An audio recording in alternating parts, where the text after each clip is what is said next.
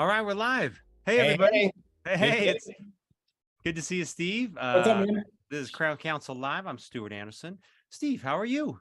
I'm well. You look like you're in a cave, like with a little. Let's reveal my. This is actually a fake wood Oh, background. a fake wood background. That's a fake. See, everybody always comments about my background, but see, this is real. That's real. This Yes. is a real library.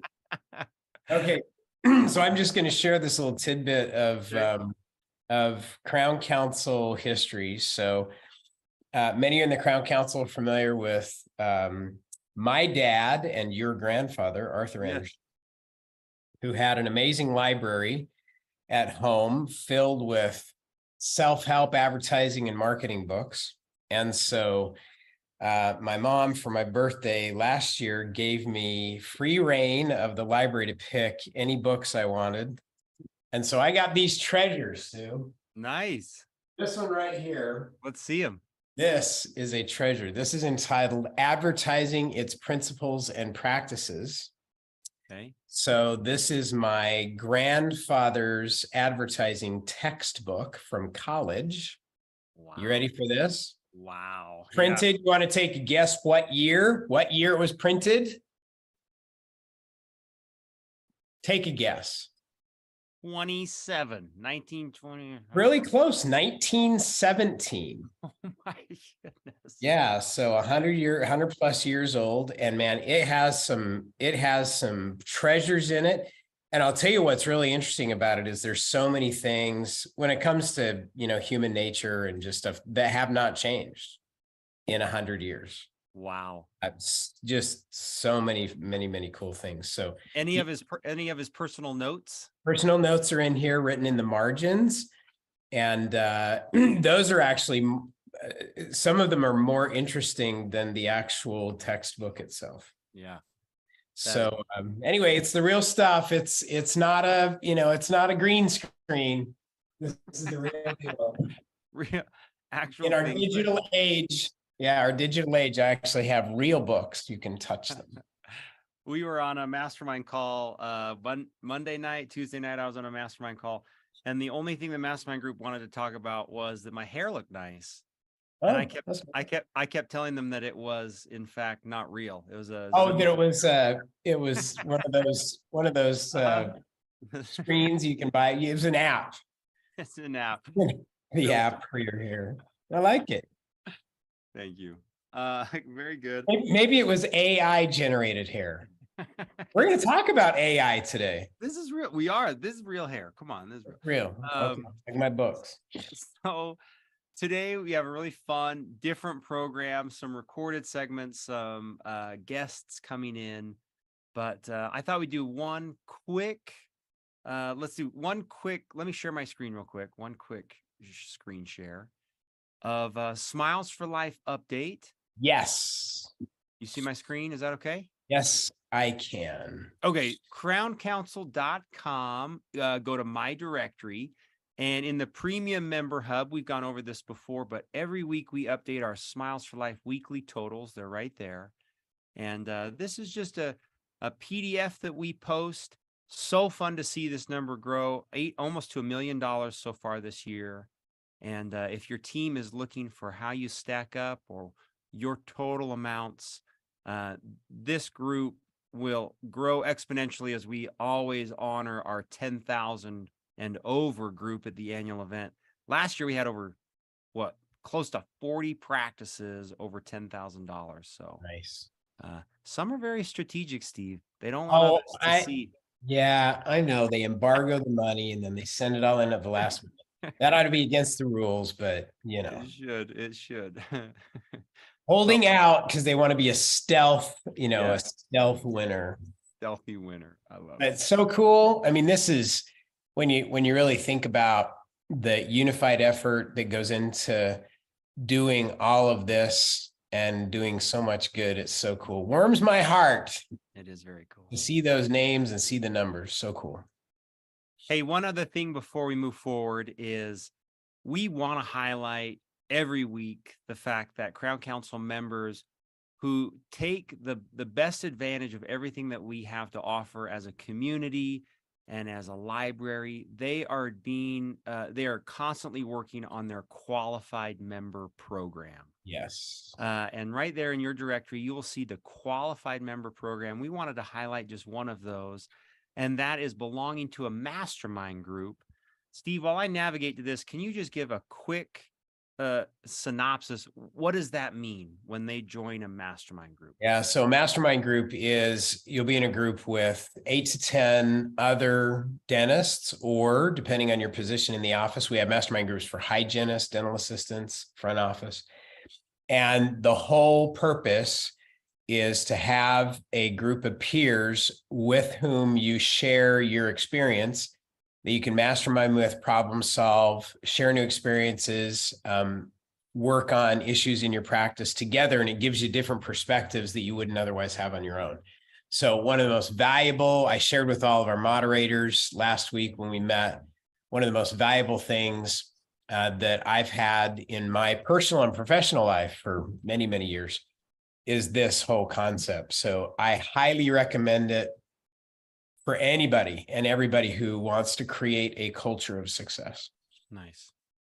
And it's the one thing we hear over and over from Crown Council doctors, Crown Council team members. This is one of the, like Steve just said, one of the most important things they do for their own personal success. 100%. And we are happy to facilitate those mastermind groups. So reach out to Crown Council, chat down here in this fun little chat bubble. We will connect you with a facilitated mastermind group and make sure that you're in a group that suits you and fits you. So we'd love to have you. Do it. Do it. Very good. Hey, let's look at our agenda here. We have in the waiting room, Christy Bolts. I think that's first, right? Let's bring her in. So Christy has created, I'll let her explain it, but Christy has created a virtual workshop that is coming up. This virtual workshop is called You Can Conquer It. And the virtual workshop is, with what Christy does as a resource partner of Crown Council, we can talk about that. But more than anything, we wanted to focus here on the You Can Conquer It workshop and have her explain and invite Crown Council members to be part of it. So I see Christy's, I'm pretty sure that's not, it's a pic. Here we go. Oh, there we go. Hi, Christy. Hi, Stu. Hi, Steve. What's up? Hey, we are.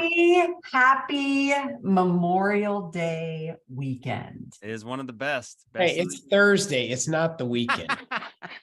Listen, Steve, I am echoing the sentiments of every dental team member right now. You that think? is literally counting the Hey, hours. we got some dental teams that are kicking out some amazing dentistry today. Yeah. Big cases. I got some record-setting days going on all over the country. That is fun. Well, I was ecstatic to see the Smiles for Life coming in at just over 800, getting close to that $1 million mark, and it's only May 25th. That's awesome. Coming up. That is awesome. We are, Christy, we're celebrating Memorial. That's what we titled the live stream, Memorial Day Eve weekend. This is an Eve. Just kidding. We're not doing that. Thursday Eve. Thursday Eve. Hey, Christy, we are so grateful for you as a resource partner of Crown Council and all you do with My Dental CMO. Additionally, we wanted to do a very special invite to the Crown Council members to this awesome virtual workshop that you have created. Can you tell us a little bit about it as I navigate to the website? Sure. Okay. Thank you. We all want to be better.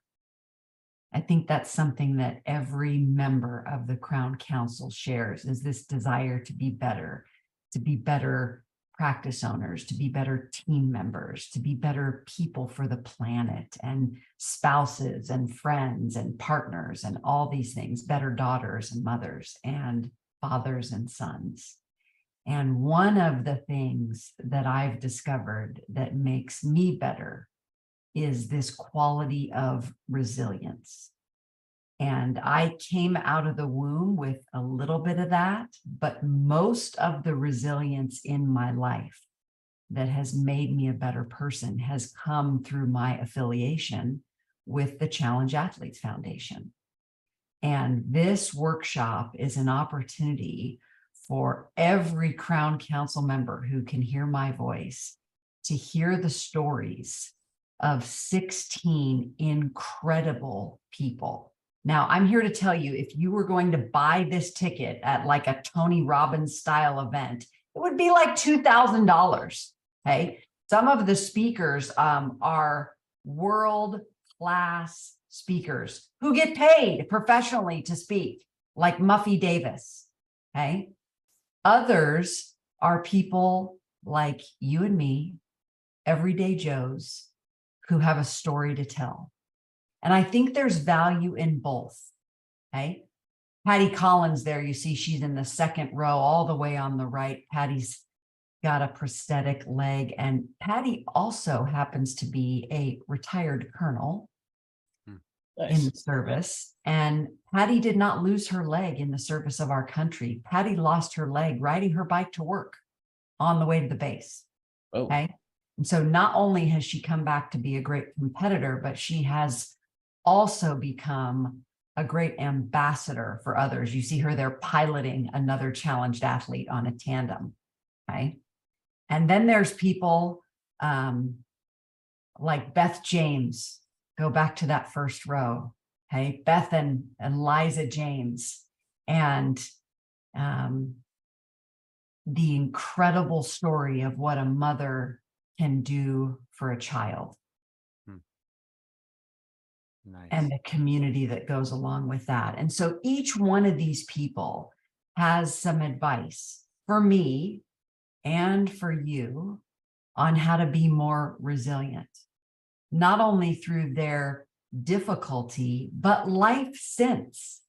And the message is that resilience is a skill that we can all cultivate. The Crown Council has that skill of the week that we focus on. And I don't know about you guys, but I am on a quest to continue to be better at resilience. I think there is some misconceptions that many of us have when we reach a certain level of success, that things won't be hard anymore. And that's just not true. And so I'm on that mission to share this workshop so that all of you can have an opportunity not to have to pay $2,000 to walk into a professional engagement and hear, oh my gosh, here's one speaker. There are 16 speakers, and the fee is a donation to CAF. Yeah, what a cool Make part. the donation directly to CAF. You're going to get the charitable write-off. And if you donate at the VIP level, there's an entry to a weekend in La Jolla. Nice. Nice. All right. So Christy, give us one little snapshot. If resilience is a skill to be developed, what is one thing that anybody could do to develop the skill of resilience? Give us one tidbit, one little snapshot of coming attractions. Do hard things on purpose. Okay. Right? Very good. Eat And that this, In-N-Out burger in 60 seconds or less. you know, Steve, maybe people don't like the word hard. Let's say this. Become intentionally uncomfortable. Oh, there you go. I like that. Okay. Yep. Become intentionally uncomfortable. And some of you are sitting here going, I'm plenty uncomfortable without being intentionally uncomfortable. Guess what? It's a muscle. Yeah, it is. Very good. Cool. This sounds like a cool deal. So this is on June 3rd, coming up on Saturday.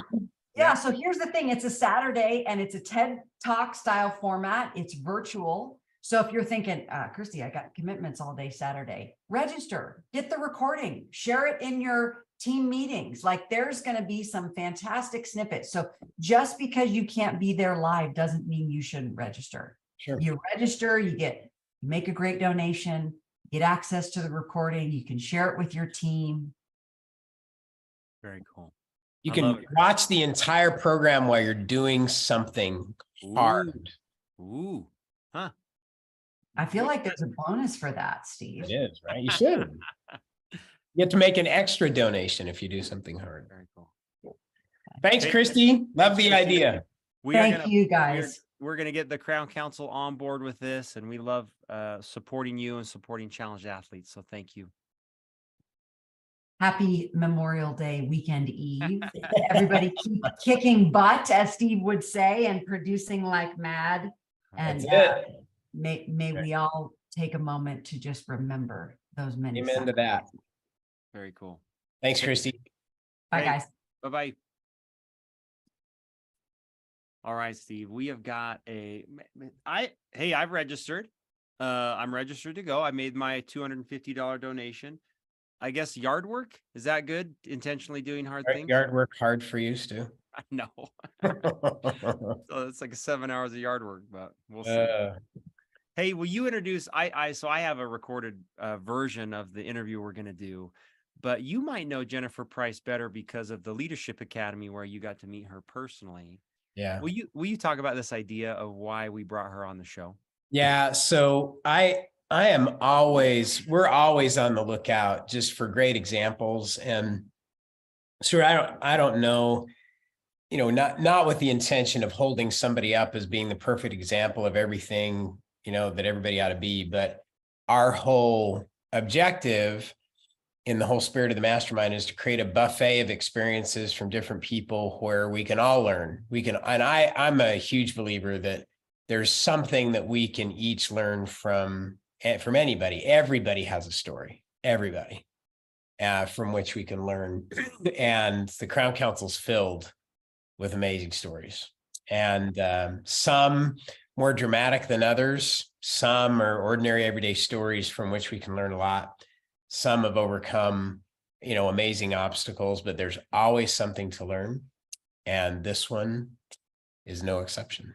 So a great story that we're all looking forward to listening to today. So let's run it. Okay. We didn't test this. Here we go. It's going to be good. Share with sound. All right. You see my little screen here? Yes. All right. Welcome to the show. I'm Stuart Anderson. Welcome, Jennifer Price. Hey, Jennifer. Hi. She's coming to us from Dr. Karen Williamson's practice. Grateful that she'd meet with us. Hey, Karen was at the Leadership Academy a couple weeks ago, and the whole TOPS team came back. And when they reported on Leadership Academy, they said, we did a mastermind segment with some hygienists. There were 4 of you. And they said it was the most worthwhile, coolest part of what everybody learned. So I said, okay, here we go. We got to get them on the show to make sure everybody learns. So welcome, Jennifer. Glad you joined us. Glad to be here.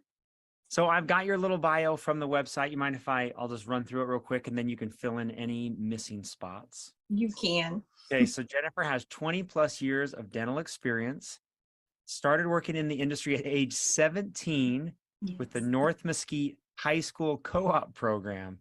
She worked as a chairside assistant for 14 years before deciding to take her dental career to the next level and pursue her dental hygiene license. She graduated from Concord. Is that how I say it? Mm-hmm. That's correct. Concord Career College in January of 2014 with an associate's degree in dental hygiene. She met the love of her life her senior year in high school, Jaden and Jackson. She loves to spend her free time just being with her family, no matter what they are up to. She has a true passion for dentistry and continuing education and loves to help her patients achieve a healthy smile. And I would add, when I asked Jennifer to be on this, there was no hesitation. She responded instantly and said she'd love to be on. So thank you. Appreciate it. You're welcome. What did I miss in your bio? What did you leave out? Anything good? That is a very old bio, actually. This year is 25 years in dentistry. Okay. So yeah, and then my oldest son just graduated from Navarro College. So yeah, Nice. we've had a lot go on. We got to update. You got to update that website. I do. Very cool. Hey, well, I would love to hear this story of how you got started in dentistry, and then that sounds like a really fun story. Like how did that start in high school, and how did it transform? Gosh, well, I used to think that I wanted to do something in the medical field. I didn't know exactly what I wanted to do or what I wanted to be. It started with me going on this co-op program. So they had at a school, it's called HOSA, and you get to go into the actual hospital, and we could follow the doctors around and do different areas of the hospital. So I got to see a baby being born. We got to see a bunch of emergency room cases, overdoses. The thing that got me, and I said, no, I'm not doing this, is the physical therapist wanted me to clean a bed sore. And I was like, no, thank Nope. you. That is not my spot. And so she kind of directed me in the way of dentistry. And that's where it started. Very cool. And where did you work as a chairside assistant for 14 years? So Dr. Ronald Stewart, which he is right across the street from our practice here now. So I worked for him for 14 years, and he was very patient, very good teacher.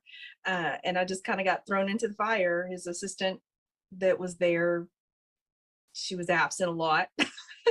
So I got to sit down and this is what you're going to do. So he instructed me through most of the process of learning how to become a dental assistant.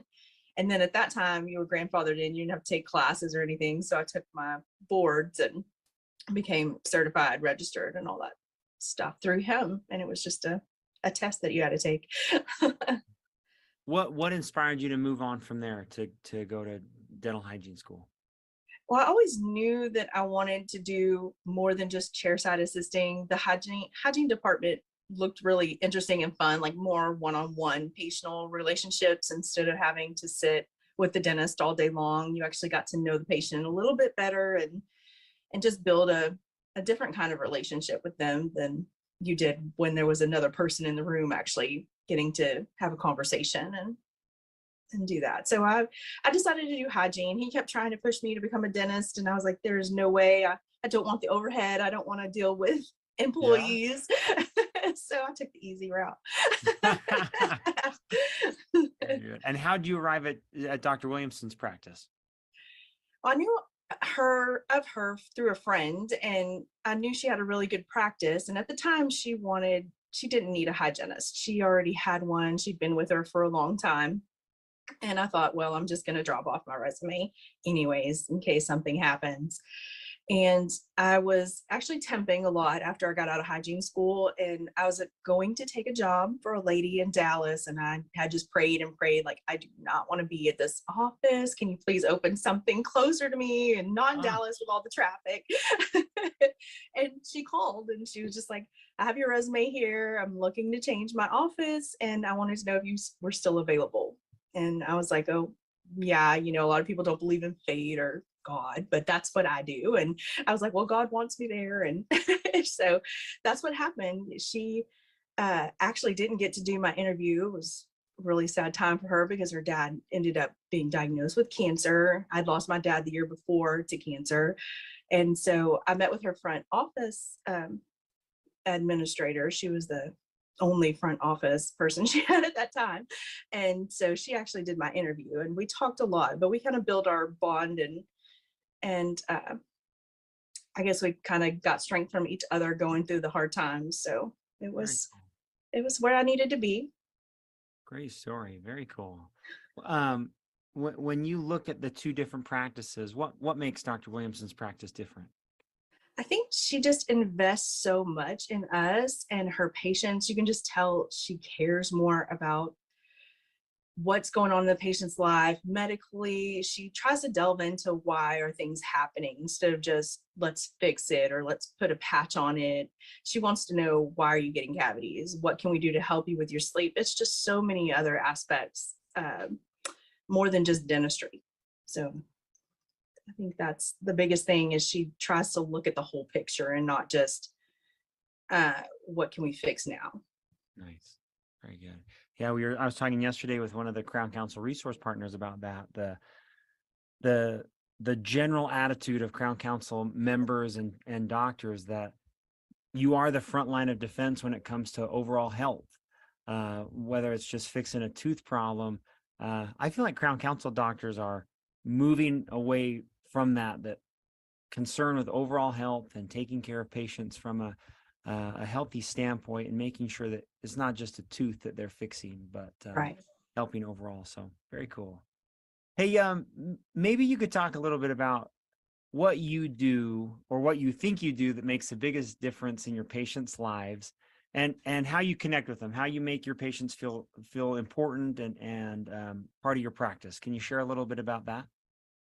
I don't really know. I mean, Dr. Williamson always says it's because I'm relatable, but we just tend to get talking, and I think that I don't describe things in a way that's telling them you have to do this, you have to, you know, do that. I kind of get them involved in their treatment and lead them down a path of understanding this is why we do it this way and this is why it's better for you, and it's all up to them if they want to do the treatment or not. But once they understand the outcomes of what we're doing and how good it is for them, then they kind of understand we have that their best interests in at heart. You know, we're not just saying we're going to do this because of the money, or this is what you have to do because this is what we say you have to do.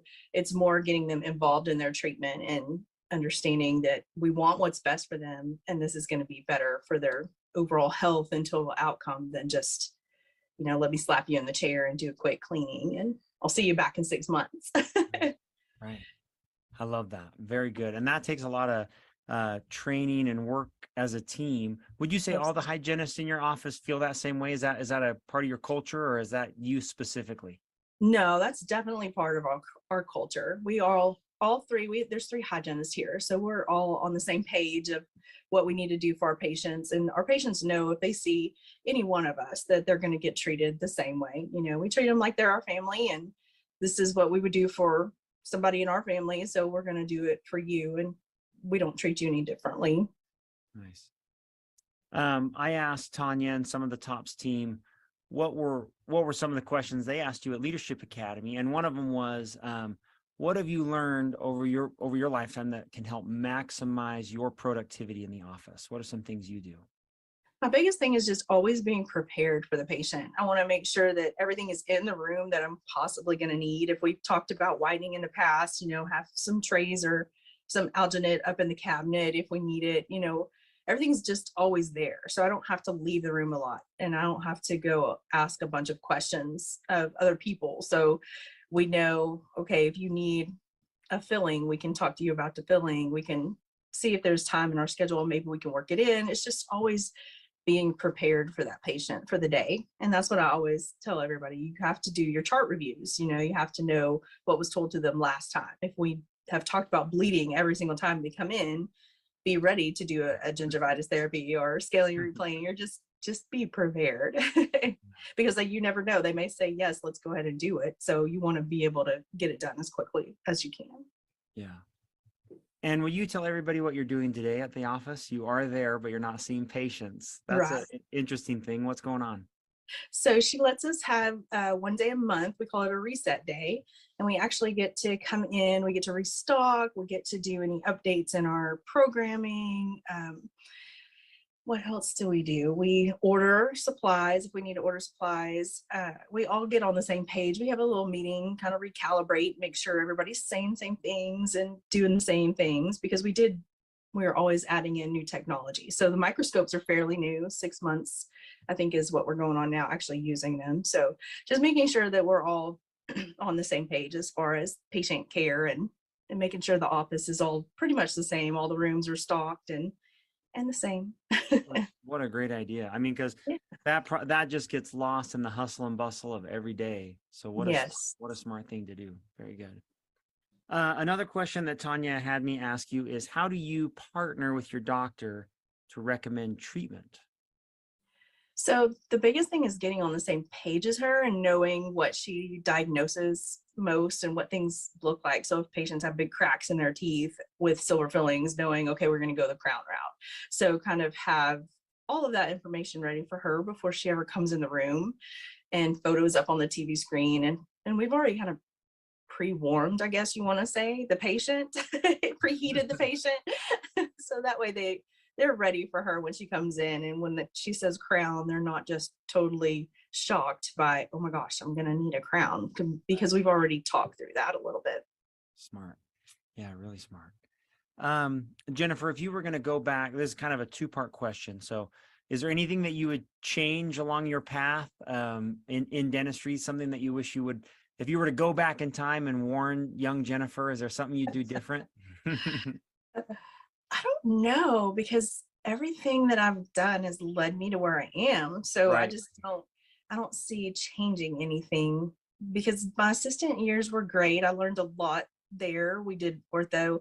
I would just say for anybody coming in to get as much experience as you can, because even though I work here, I still will go sometimes to other places when we're off and temp and see what else is out there in the world of what are other offices doing, just because it shows me what I got here. I don't want to leave, first of all.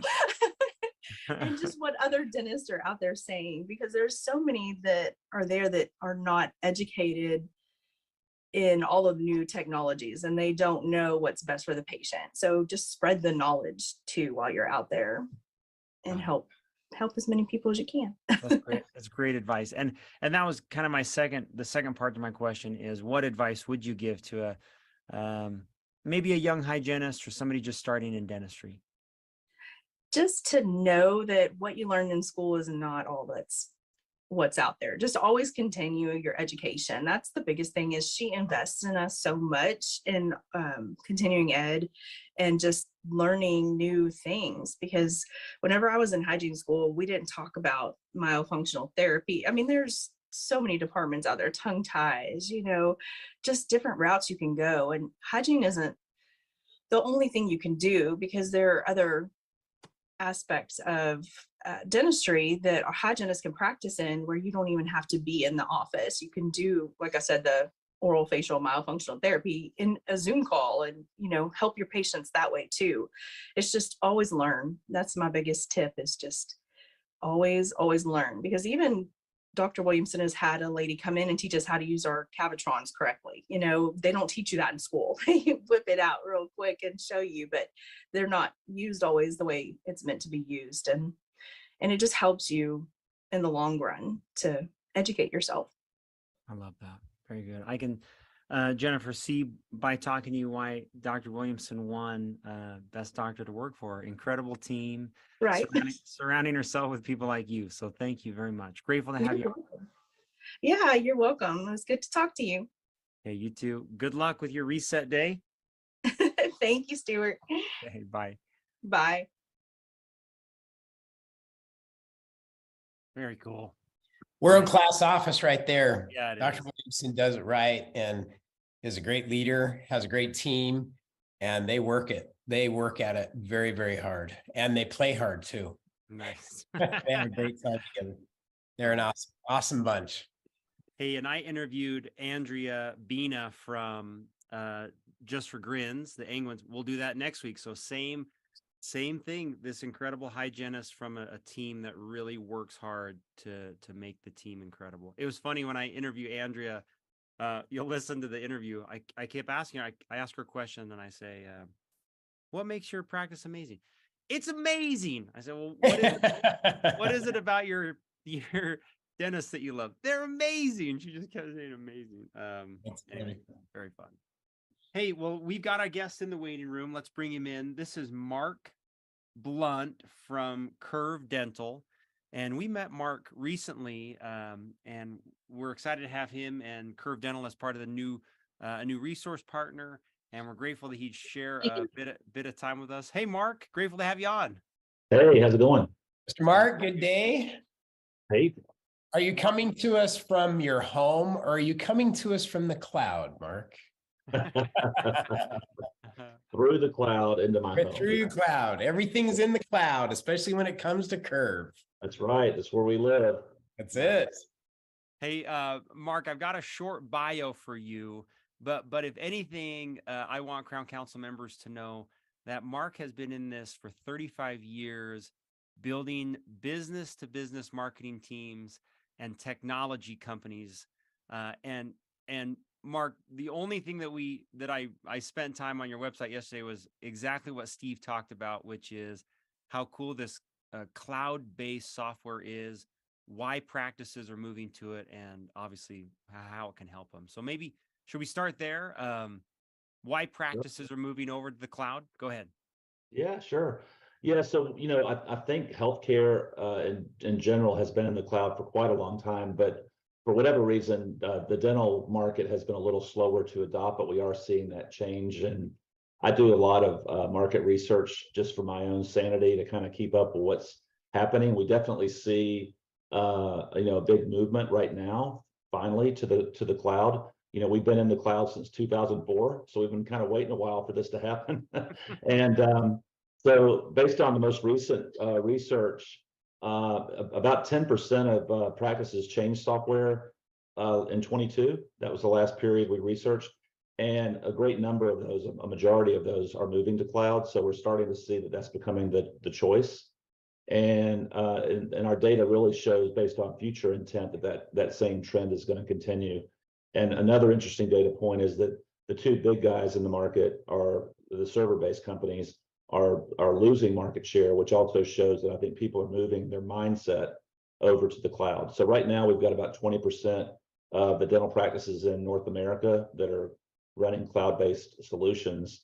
And one other, I guess, nugget is, we roughly 7,000 new dentists enter the market every year or so.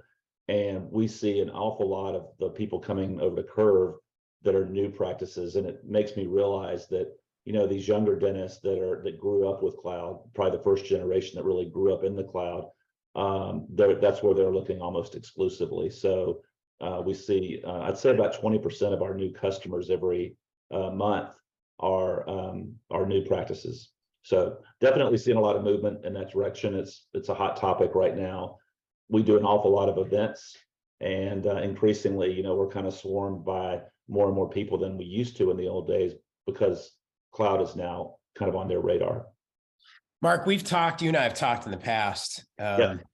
about the economics. I mean, we'll talk about functionality here in just a minute, but Yeah. maybe you can address the economics of a server-based system versus a cloud-based system, because it's a big, big difference. It is.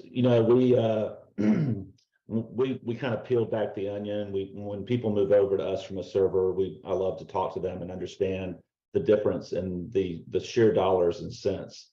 And it's pretty remarkable. It's pretty revolutionary for their practice, because in most cases, when they're really real with what they're spending, not just for their software, but for the ancillary things that are bolted onto it, and for IT expertise possibly, and for and frankly, in some cases, they're paying for the inefficiencies of not doing all the updates because they're afraid that something's going to break. There's a lot of things that go in, but we find we can typically save most people moving off of a server 50 or 60% annually. And when you couple that with the being on a modern platform that's accessible from anywhere and has all the other benefits, which there's many, and I'd like to get into a few of those on this bit today, but I think to me it's a slam dunk. I know I'm biased, but it's really just the next generation of where practices should be and are finally kind of evolving to modernize their practice. Well, and you guys built this from the ground up. So unlike some of the other systems that are out there that were converted from a server-based system to try and make it work in the cloud, you guys started from scratch and built this to be a cloud-based system, totally integrated, and it's got a ton of functionality without a lot of additional software programs you got to plug in to get it to do. You want to address some of those in terms of functionality? Yeah, well, we have kind of a twofold approach. So on one hand, we are really trying to build an all-in-one platform, and we're really already there, but we're continuing to enhance it. We invest about $30 million each year into the product, and that'll happen over the next 4 years back to back. But we also kind of try to be Switzerland, because there's some products out there that are widely used. Let's just say Lighthouse or Weave, that we integrate with, because we don't want someone to be loving Weave and not wanting to move to Curve because of that. So we can do what Weave does, but we can also allow you to use Weave. So we have an awful lot of functionality. We release new functionality all the time. We just rolled out an integration with Pearl, where you pull your images straight through, and those kind of things are getting announced literally quarter after quarter, new functionality. And by the way, it's just there for you. You don't have to worry about installing it. People on servers, I laugh all the time because they get an update and they download it, but they carry it around in their pocket for months because they're so afraid. They don't want to be the guinea pig, right? They want somebody else to go first because they're afraid something's going to break. But when we put functionality in place it's in there, you log into the system and it's already there for you. So it makes life very easy. And, you know, one of our taglines is all about easy, because we hear that repeatedly from people on Curve about how easy it made their life and not having to deal with all the tech problems that can happen if you're on a server. All right, so we're kind of marketing guys. I talked earlier in the program, Mark, about we have some legacy books on the shelf back here, including my grandfather's advertising textbook that was printed in 1917. Wow. There's some awesome. So just for fun, origin of the brand name. Where did the name Curve come from? Yeah, the name Curve actually came from, well, there's two stories that go around, but they're both similar. It's either a smile, which all of our customers by and large smile a lot. We love that. Or it's the dental, you know, map that happens when you're doing your charting and all that with the U-shaped kind of device there or whatever. So yeah, one of those. But if you look at some of our earlier logos, it looks more like the second of those. But yeah, that's where the Curve logo came from. Love it. Love it. Love it. So, you know, you talk a lot about younger dentists, which from the economics and functionality standpoint, it just makes a lot of sense to get started this way. Those that switch, why do you find people are migrating if it's an existing practice that's been using, you know, a legacy program for a long time? What's the primary motivation? Yeah, well, there's actually several. I'll go quickly through them, but I guess the first one that I hear for quite often is that their server is about to die. So they're on a server, their last 5 or 6 years, and then you start having these problems where you're constantly rebooting them, and they realize it's about to die. So it's kind of that pause where they can actually say, you know, at this point, I'm going to look before I go buy another server and see what's out there. So we get a lot of people that's the situation. Another very common one is, hey, I'm looking to add a second location. I don't want to buy another server. I don't want to have to cook those two together. I want to have one view of my entire practice across all locations. So that's another very common one where they want to, and by the way, if you do that, you can also have the flexibility to share resources like schedulers or billers across multiple locations very simply. And then another reason we see is really just, you know, kind of frustration with the old software that is kind of starting to lag behind. And before I came over to Curve, I was in another part of healthcare, very similar company, but we saw this happen firsthand. And when you start having this transition to modern software and cloud-based software, then typically a lot of the other software start kind of falling by the wayside because they're not going to be able to keep up. People start moving off of them. They sunset them. There's a couple products being sunset right now. So a lot of times people are moving because they don't have a home. They're being forced to move somewhere. And so we're kind of going through that transition point right now. And then, you know, last but not least, we've got a lot of people that they're committed to their practice running on modern technology, the very best they can get. And they may not be fed up with their software, but they just want to upgrade to something more modern. And not to mention the fact we can usually save them a good chunk of money in the process. So those are kind of the main reasons that I came up with off the top of my head that we hear most often. Yeah. Nice. Love it. Excellent. All right. I'm going to switch gears. Stu, can I switch gears? This is totally off script. You ready, Mark? Oh boy. Here it comes. I got 5 questions. These are totally random. And you get to answer as fast as you can. First thing that comes to your mind. Okay. Ready? Yeah. Totally random. All right. Your favorite toy as a child? Probably Legos. Legos. There you go. Love it. Number 1, if you had one book that is your most recommended book that you'd want everybody to read, everybody in your company to read, it would be what? Popped into my head. I don't know why, but it's What They Don't Teach You at Harvard Business School. There you go. Yeah. Classic. Okay. Most influential mentor? Probably Dave Cormack, who's actually our chairman, but I worked with Dave at a previous company. Very cool. If you had to describe the Curve company culture in one sentence, it would Okay. be Committed to dental practice management excellence, and very compassionate about supporting our customers, our family of customers. excellent. And last one, in one phrase, what do you personally want to be known for? Being a innovative marketing person for a very innovative company and helping it reach all its potential. Love it. Excellent. That was awesome, Mark. Yeah. Stu, before we point everybody in the Curve direction for more information, and Mark, you guys will do a demo, Yeah. put people through how it works. I've been through the demo, ton of functionality. It's like everything. It's like walking onto like a fully built out bus. I mean, it's got the kitchen, the living room, the bedroom, the everything. I mean, it's like, it's all under one roof. It's very cool. Yeah, Steve, Yeah. real easy here. This is just crowncouncil.com and the resource partner group. Some basic information about Curve website. I spent some time yesterday on the website, a lot of really fun. I watched all of these videos, really well produced, and then these testimonies were great. So a lot of easy ways to connect with Curve. So you bet, those two websites. Perfect. We'd love to show you a demo. We do about 150 of those a month. They're private and usually take about an hour.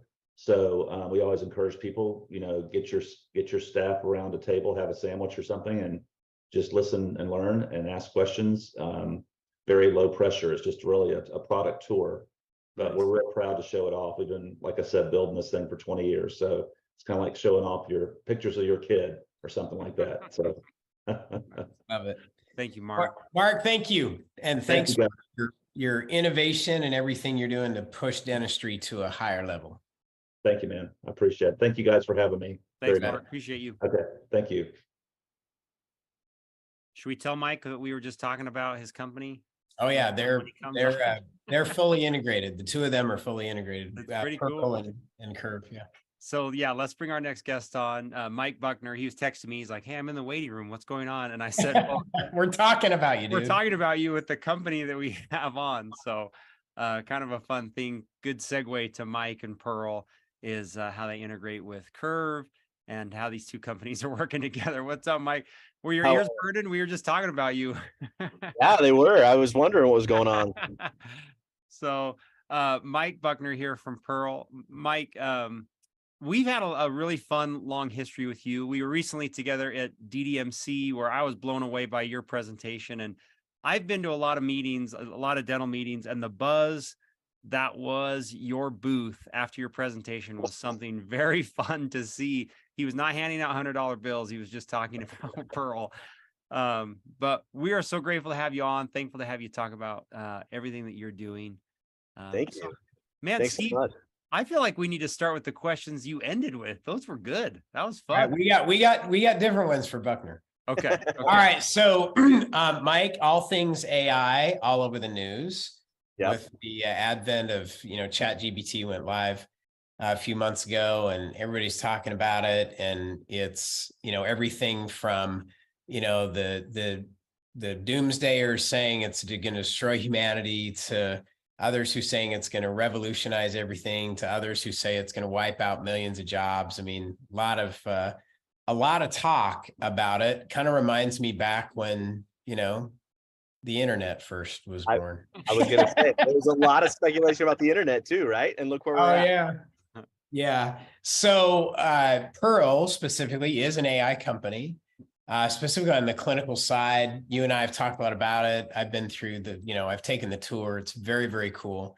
It's not going to replace anyone. It's not going to do anybody out of a job. If my view of it, and I'll let you do the speaking here, it will elevate the standard of care across the board. And if from a patient's perspective, that's me, a whole different perspective versus somebody trying to navigate my healthcare, on their own.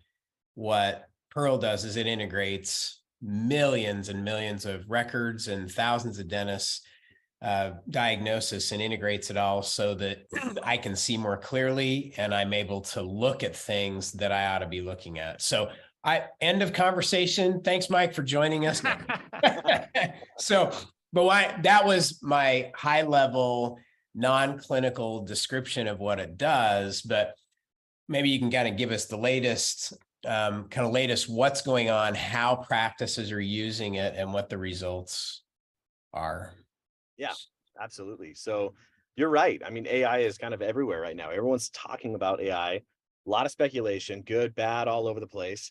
And but really where Pearl is coming in is we're assisting with the radiographic diagnosis. We're having our AI software basically pull in the digital x-rays instantaneously and scan them, breaking it down pixel by pixel, looking for, different shades and tones of gray. And, the human eye can really only differentiate between 30 and 50 different shades or tones of gray.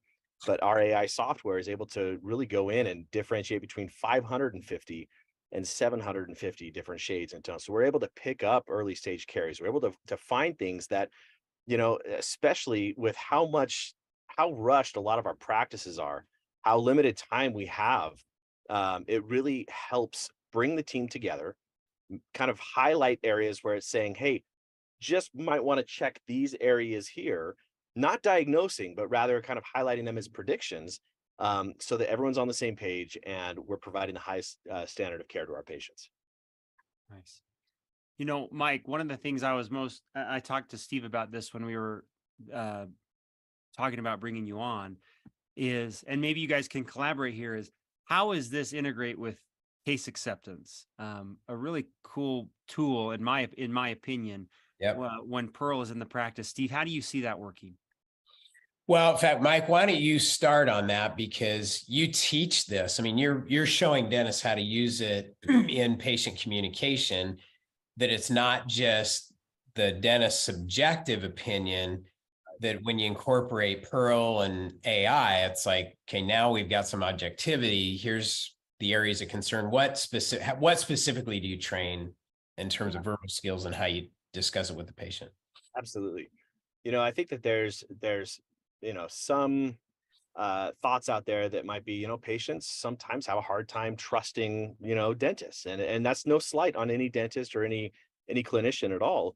But it really is because, sometimes the very first place that we start is with the radiograph. We're taking x-rays and we're using those x-rays to point out to the patient, like, all right, do you see this little gray spot here? And the patient's like, I have no idea what I'm looking at. Like, are we looking at toes? Are we looking at teeth? Like, what is this here? And so, it's AI coming in and basically able to highlight all of the areas of caries and calculus and bone loss, not just highlighting the areas of caries, but basically even breaking that down to the next level and saying, 37% of the decay is in the dentin and 15% is in the enamel, and breaking that down level by level, and then having AI come in and scan the anatomy of the tooth and color coding the different layers of the tooth. Really, when you show the data, when you have AI come in and highlight everything, light up that x-ray, going from black and white and gray to really lighting it up like a Christmas tree and showing it to the patients. And for the first time, the patient's like, oh, I get it. I totally see and understand. And also, it's for a forward-thinking practice to say, in our practice, we utilize the state-of-the-art FDA cleared, AI technology as we're looking at your radiographs. I'll tell you what, like that's where I would want to go for my clinical care, because all too often, and it's no slight on anyone, we miss things. I mean, oncologists, they miss things looking at mammograms, looking at x-rays. It's up to human error. And so when we can just present the data, have technology help us and show the patients what's going on, it leaves the emotions out of it. And so we're able to just pull it up, show everything, and walk through with the patient and come to an agreement together with the patient as to the best treatment plan for them. Nice. Yeah. So it's and the other thing I love about it, it even puts in the hands of the team some doctor exam conversation, point of conversation. You can take the x-rays if the assistant or hygienist takes the x-rays, and man, that image is up on the screen. And it's like, well, Dr. Buckner is going to come in and I know he's going to want to take a look at this and this. And usually when we see this, they aren't going to diagnose, but they can certainly tee it up with the diagnostic sitting on the screen. Absolutely. And sometimes, I've even heard some clinicians say, if the patients could really see and know how to read x-rays, it would be so much easier when we're presenting treatment. Well, now this actually does that, because we have patients, you show all the detections, even if it's early stage caries and it's only in the enamel. You have the patients now that are like, hey doc, you didn't mention this area here. What do we need to do about this? Because I don't want this one turning into this one over here. So they're helping kind of pull things out and deciding how they want to proceed with the treatment plan. So Mike, ongoing, just so everybody understands how AI works, it's not a static system. So to what degree do you keep feeding new information into the system, new sets of x-ray? So how does the software evolution work?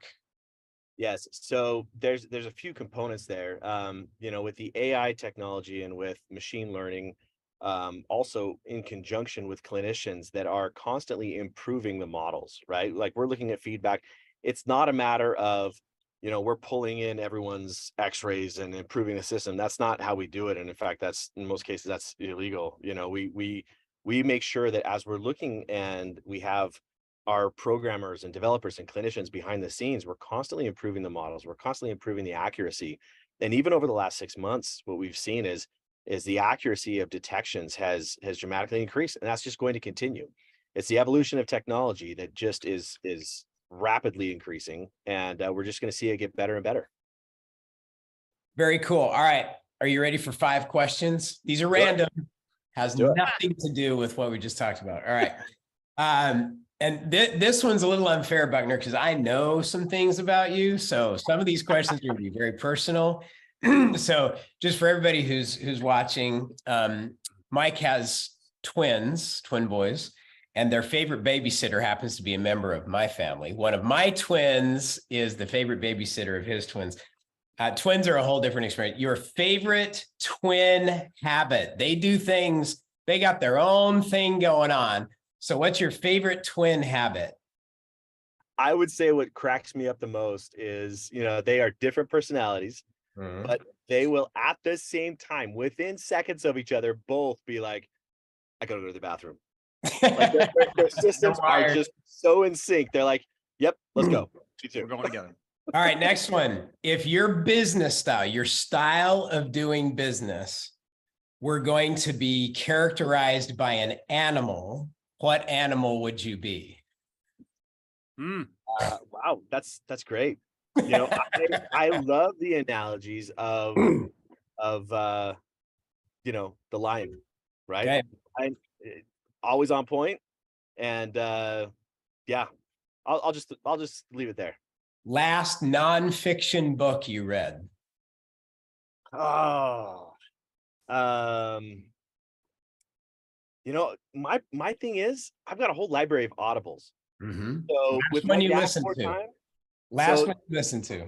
Okay, so I will say that it's I'm not done with it yet. Okay, but it's a great one. It's called The Good Life. Okay, yeah, it's a great one. It's great. Oh, you've read that one? Yep.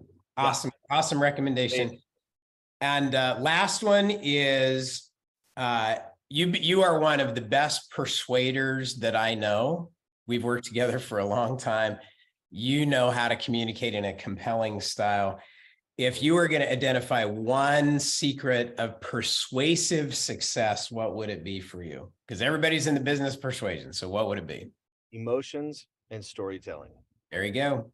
People won't remember what you said. They'll remember how you made them feel.